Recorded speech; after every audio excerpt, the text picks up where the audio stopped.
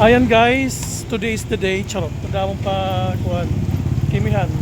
Magmi-meet kami ni Batang Samar. Isa siyang sikat din na vlogger sa Manila pero originally taga Catbalogan siya. Kaya nga ang kanyang page is Batang Samar.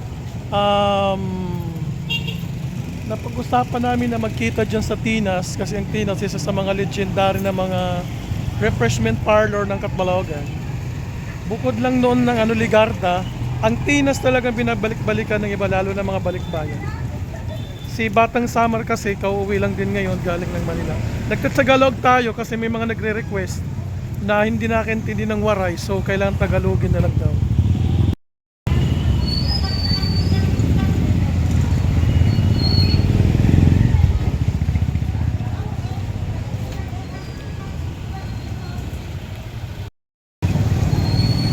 Ang Tinas nga pala guys, nandito to sa along San Francisco Street ng Catbalogan. So papasok na tayo.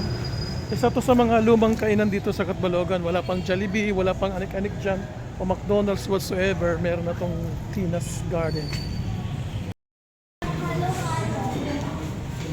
Hello. Si Ay, akong vlog. Si Ay. Ayan guys, si Batang Samar nandito na. So, ha? Santa? Ah? Kaibigan niya daw. Na-intriga ko guys ha, as in fairness.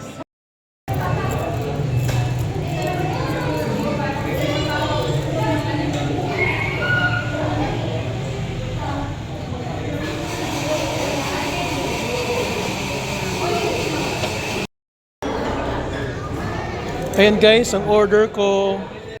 Okay na ito.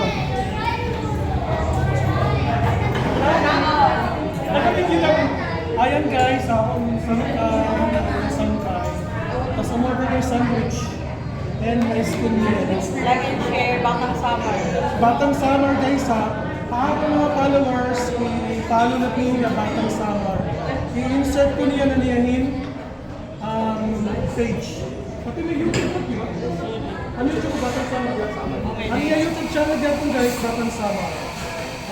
That's all for now.